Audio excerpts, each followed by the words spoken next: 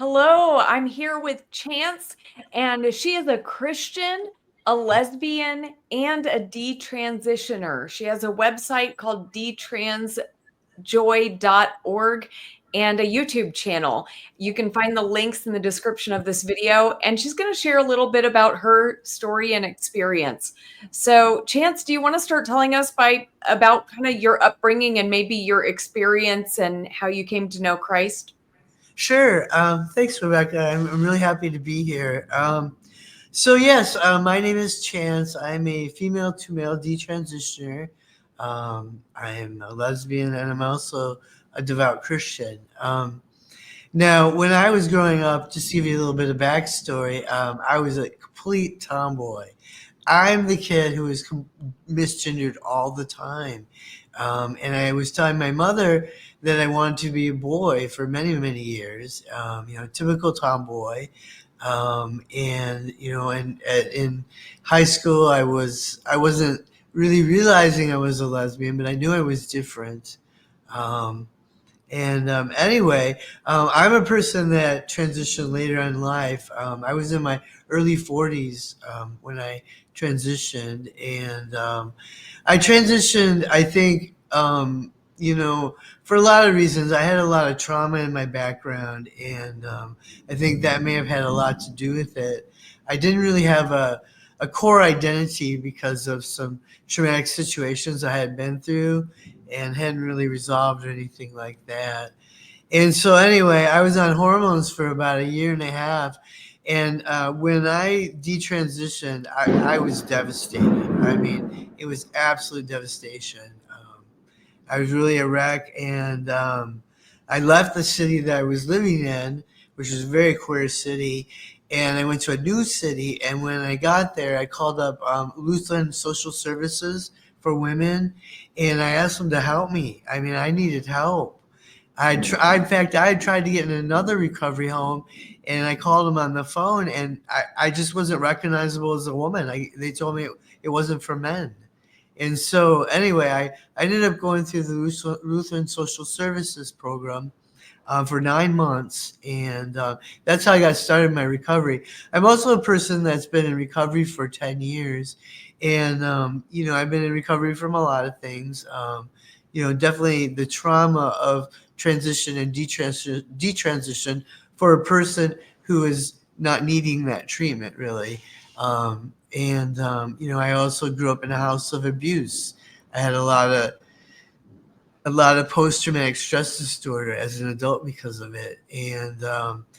But I would like to talk a little bit about being a Christian. I just talked about this, in fact. I'm a person who's been saved, okay? And I think, when we think about, a person being saved, we might think that they had a baptism, or, maybe, they pledged, a prayer to Billy Graham on television and they were saved. But for me, I've always been a believer. Even just a small little girl, I've always been a prayer. And even though my family wasn't religious at all, my parents were kind of atheists. But I always would pray, and always pray to be a better person. And these traumas that I have been through, and I've been through a lot, um, I really have to say I was saved. I mean, literally by our Lord and Savior, Jesus Christ. And I'm not just talking about like things that I can't see. I'm talking about opening the rivers and saving me from harrowing situations. And especially with detransition. I mean, there's days that I just didn't want to go on, honest to God. And I really found a lot of strength in Jesus Christ. And honestly, now that I've been 10 years healing, there's not a day that goes by that I feel afraid. Or, even though I've been through harrowing things, I'm not afraid. I don't feel alone. I feel more love than I've ever felt in my entire life when I really started believing in Christ, quite honestly. Cool.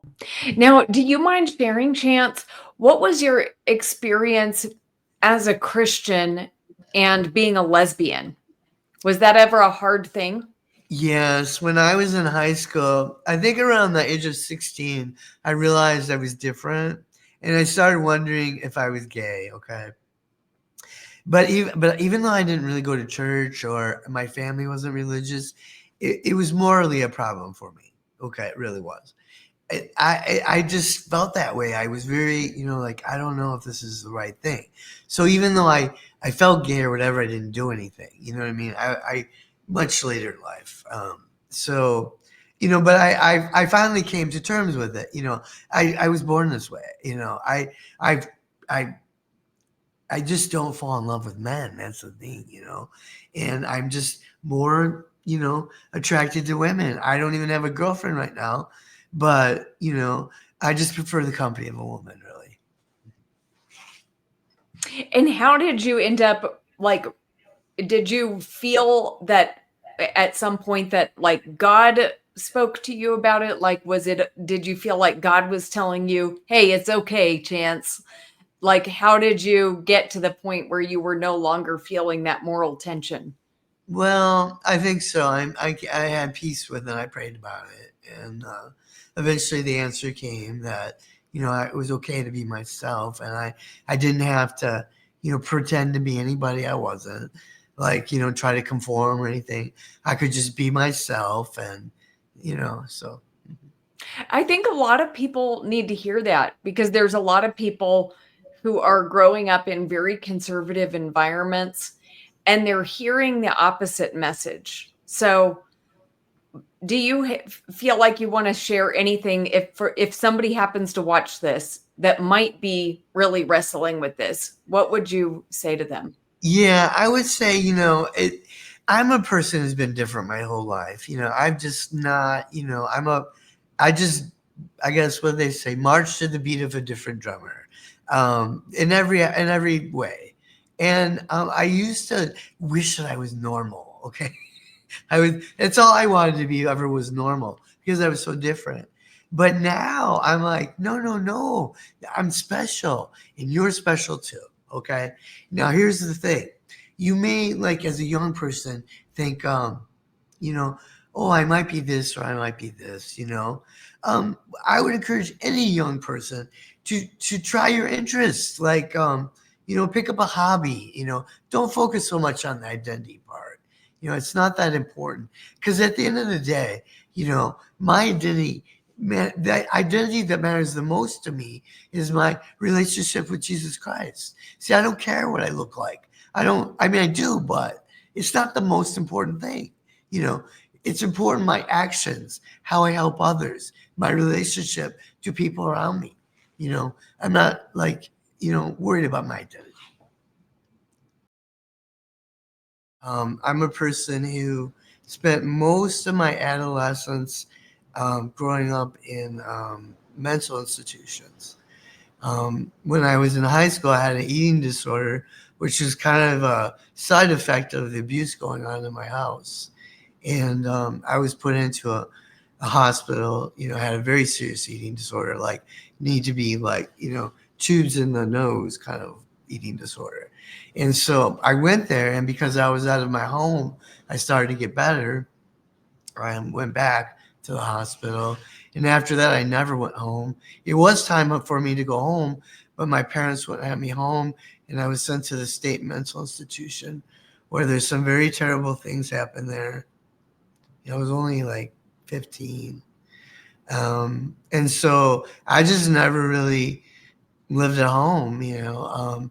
My story is kind of interesting because I so much wanted not to have that baggage, I guess, that those scars and those wounds, that in my 20s I became a hyper performer. And I got 2 college degrees, and I was working at a major software company in my late 20s, and I had the nervous breakdown. That post traumatic stress disorder hit me like I can't even begin to explain to you how quickly it happened. But I went from having like a functioning score of like 85 to 15 in about 4 months. And if if I had to tell you the hardest fall I ever had to get up from, that it was that one. And I did have a suicide attempt during that time because of all the nightmares I was having because of the post-traumatic stress disorder. But again, I will say that I was saved by Jesus Christ, our Lord and Savior. Awesome. Now, was there a point, because I know you said you were always someone who prayed as a little girl, but was there a point when Jesus really became real for you? Like, was it a particular time, or have you just always credited him with being the one who has saved you from those trials? Um, I think it that's a good question. I've always been a person of faith, but I have to admit, like in some of those darker moments, I was wondering, why is this happening to me? You know, but then I can say just recently, I can't give you a lot of details, but I was in a very harrowing situation, life or death, and with a lot of, there didn't seem to be any way to escape my situation. Um, I was against a force that was bigger than myself. And here I am. Here I am. And I'll tell anybody, that my life is truly transformed. I have been saved. I mean, I'm telling you, I have been in trauma treatment for a lot of people, have had terrible things happen to them as children. And most of those people that I've been in trauma treatment aren't even on earth anymore. Okay? I'm serious. And so I was saved, maybe I'm saved to, save some detransitioners. I'm not exactly sure, but I know that, I am here to help other detransitioners for sure. We have to, these young girls that got transed, I mean, I'm in support with them, and it's sad to see them, and I think, I know it is my job to help shepherd those girls just as quick as we can so we don't lose any. You know, these transitions, they will give a person very serious post-traumatic stress disorder if they go wrong. Yeah, and let's talk about that, because I know, I'm very supportive of trans people, but at the same time, I want people to understand how serious it is to undertake a transition, and that some people do regret it. So, can you talk about, like, what made you decide to transition? Like, what were the ideas that, like, contributed to you wanting to transition? Right, good question. So I would say what contributed it for me was social media and being confused. I got confused myself between about this concept that tomboy equals transgender. See, that's not true. Okay, before we even had transgender, we had gay people, and lesbians are typically, and gay men, we're typically gender diverse people. You know, so. Anyway, but the reason I transitioned was mostly because of social media. I mean, honestly, I before that I didn't know a lot about transgender or anything, and I also would support anybody who wants to make a decision like that. But it is very serious. It shouldn't be called gender affirming care. It should be called what it is: a sex change operation. It will change every aspect of your life: physical, social, emotional, and mental. And like myself, most people are not giving the necessary guidance into making such an important decision. And certainly a young person can't do it. They don't have the life experience. It should be a last resort treatment, for true transsexuals, and I feel the same way. I'm not a person that is going to say, I don't think it's for anybody, but I don't think it's for everybody for sure. And it's worth doing the questions, because as much as people are fighting for it, you got to be careful what you wish for. You might get it. And once you go past a certain point with transition, it's very difficult to go back. And so what I just want for people is just so they know all the facts, okay? They need to know this could happen to them. And it's not just one person or 1%. It's a lot of people who have regretted their medical transitions. And so much can be learned about them. We need to to raise their voices. Maybe they could improve the science or whatever they're doing, but they need to talk to us. Right now, what they're doing is they're taking, studies about detransition, but they're only asking transgenders. Okay. They're not the people who detransition. And people who detransition also most often desist, which means we leave the transgender community. We no longer believe the gender ideology. We're not drinking the Kool-Aid. Okay. So that's the majority of the detransitioners that they need to talk to, but it's far more than, you know, this 1% number that floats around that's like 15 years old, I think. Yeah, so then what would you say, like, do you feel like you were led down a path of transition by someone? Like you said, social media, but at some point you had to have medical professionals involved. So can you talk about that? So just to go with the story. So I got the idea in my head from watching like social media. And so then I was like, okay, I'm going to go to a therapist, to talk about this. Well, I went to a gender affirming therapist. They didn't push back at all. They didn't like go, have you ever had an eating disorder? See, I've had body dysmorphia my whole life. And for some people, taking hormones, that's just an extension of that. We didn't talk about that.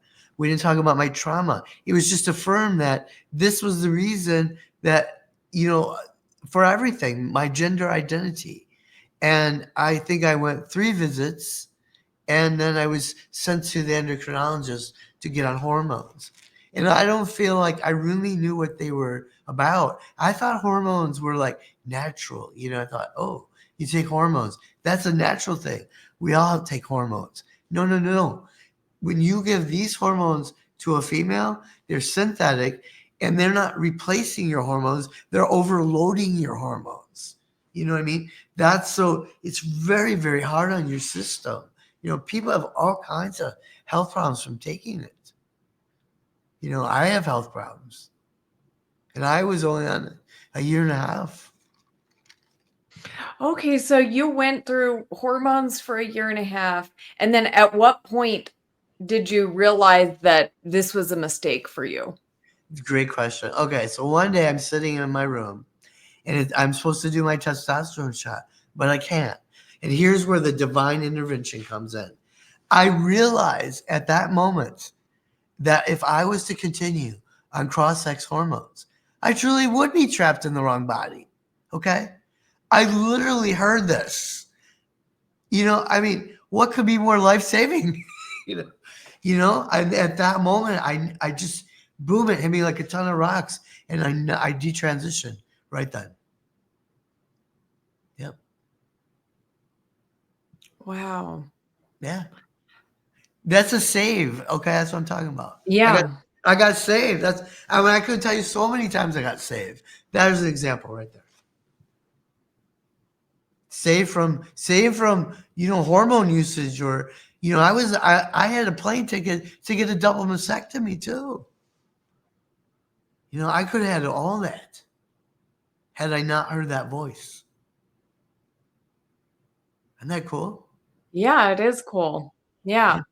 And And and for people watching, look, we are supportive of people who truly need to make that gender transition, and we recognize that is the right decision for some people, but there are people like Chance who somehow got this idea and it wasn't actually the right thing. So we want to highlight those stories too.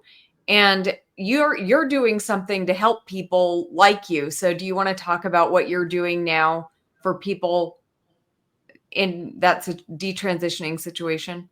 sure. So that's a great question too. So I'm a person who detransitioned 10 years ago. But from 10 years ago until last June, I never told anyone I even transitioned. Maybe 3 people. I got so hurt from it, and it was so traumatic. I didn't want to discuss it anymore.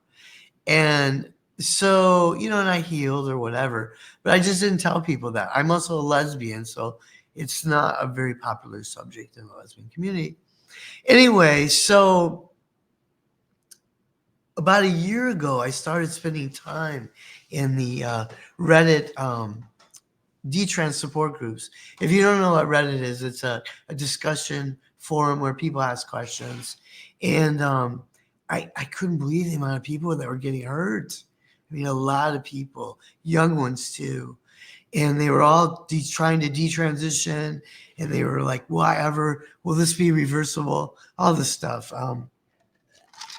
And so I started answering questions, kind of telling people, just give it time. The hormones will wear off, whatever.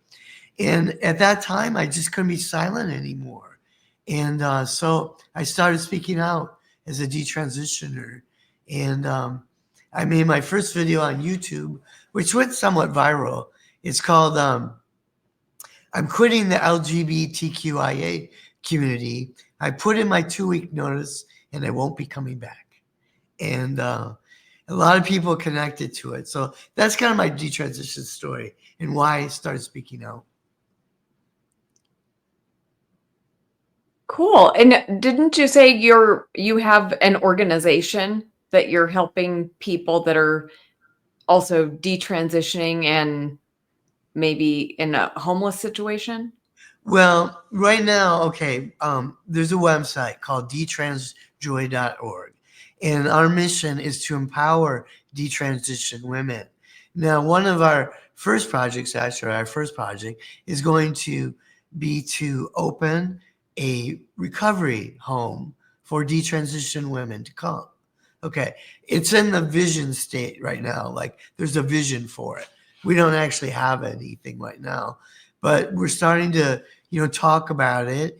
And also, if you go to the detransjoy.org website, you can find some services and links to support groups for detransitioners. Okay, awesome. Well, and you actually mentioned transgender or no, you said gender ideology.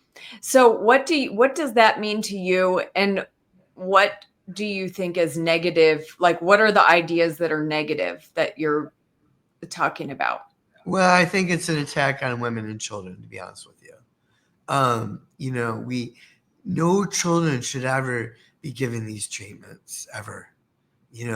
It's a very, they've kind of marketed it as like gender affirming care, but changing one's physical appearance to look like the opposite sex changes a person in ways you can't even begin to imagine. And I believe that our soul is intrinsically connected to our biological sex. And you don't want to mess with that. You know what I mean? And so, thinking that we give this to young people doesn't make any sense to me. It's so hurtful to so many young people. Also, women, we need our spaces. We're different. Okay, we have our own histories, and so I think gender ideology has been very terrible to children and women, to be honest with you, and I don't believe that a person has, a different gender. I don't think it's possible. You have different personality characteristics. Sure, you do. Maybe you're a little masculine woman. You're still a woman. Okay. If you're a female, you're a female. Okay. And I know people debate that. But coming from a person who has transitioned and detransitioned, I can't stress to everybody enough the importance of aligning your soul with your biological sex. If those are not incongruents, you're not going to be, I don't think, happy.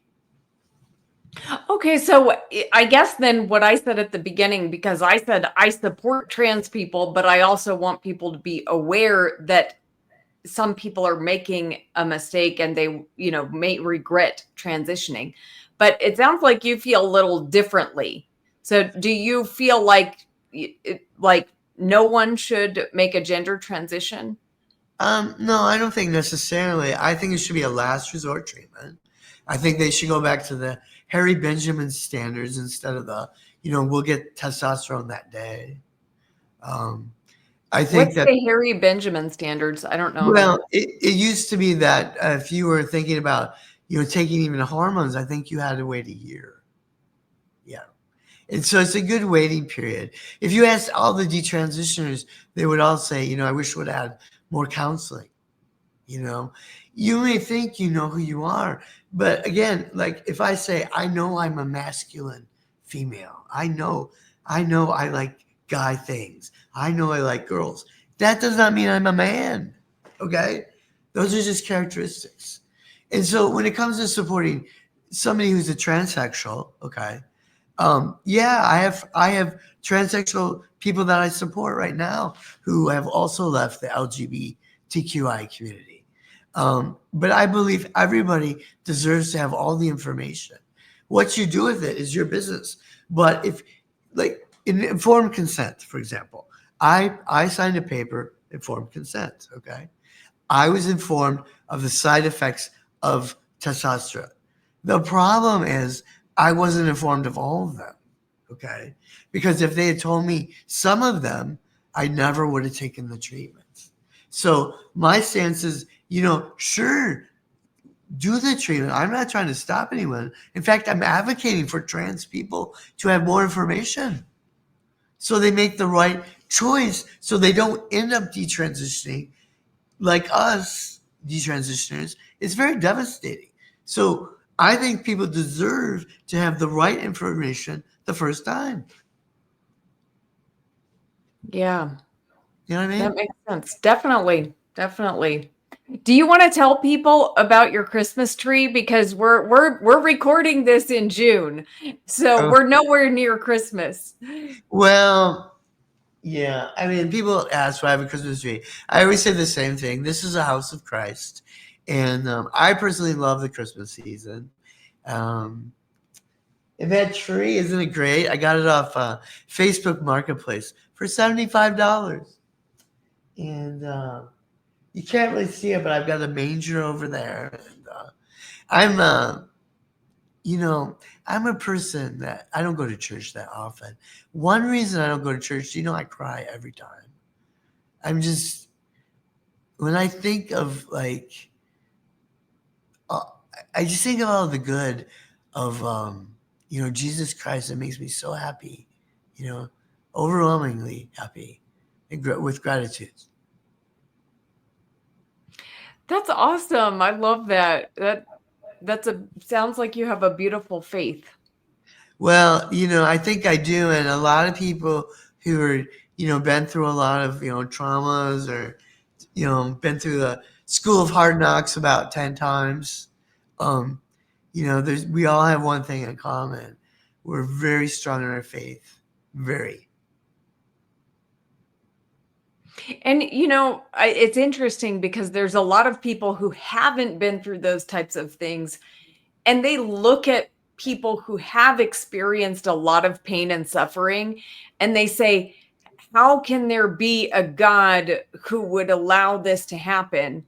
But then often I talk to people like you who have experienced a lot of trauma, and your perspective is the opposite, because it's God who got you through those things. It was like God was close to you during those times. Yeah. Yeah, absolutely. I'm also a recovering alcoholic. I mean, I struggle with the alcohol. Oh my God. And, but I've been almost sober 5 years by the grace of God. Wow. That's great. Well, that's a wonderful story of overcoming, and I hope that this will encourage some people. And so, do you have any final thoughts? Yeah, I guess, I say if you're thinking about transitioning, I would say take your time, do your due diligence because, there's an old saying that says, be careful what you wish for because you might just get it. you know, Make sure it's right for you. And I would say, when we're young, we don't always know what's right for us when we're 40 years old. So, you know, have the conversations, make sure you have them because you deserve that. Okay. And that's actually something that was really interesting to me about your story, because I listened to you talk about how you realized you were doing the wrong thing. And you said, I realized that if I went through with this, I would no longer be a tomboy. And that, like, you had always been a tomboy, and that was like part of your unique identity. Yes, that's a very important point. Well, I'll end on this. So when I transitioned, it literally took away the most important part about me. So the more physically I began to look like a man, facial hair and thing, the tomboy went away. You see, I was trying to be something I could never be. And in fact, I'm in my most special mode when I'm in tomboy mode. See, because that's what I am, you know and that doesn't need to be fixed. That needs to be celebrated. Yeah, and it's interesting because, I think sometimes people have too much of an idea about what a woman should be like or what a man should be like. And then we don't feel like we're living up to a certain standard of what we should be. Right. I mean, it's tough. I mean, for kids that are, might end up being gay, it's hard when we go through junior high and high school. We're different. I mean, it's different than when I went in high school, but I felt a pressure to conform. That I went to school in the 80s, and I just didn't want to get bullied, so I kind of grew my hair out a little bit. I tried to fit in a little bit, but that was all gone the minute I got to college and found the lesbians. Totally became myself. So Awesome. Well, thank you so much, Chance, for sharing your story. And for those who weren't here at the beginning, please check out Chance's channel. It's called Detransjoy on YouTube, and her website, detransjoy.org. And thanks again, Chance. thanks, Rebecca. Thanks for having me. His own self forehead.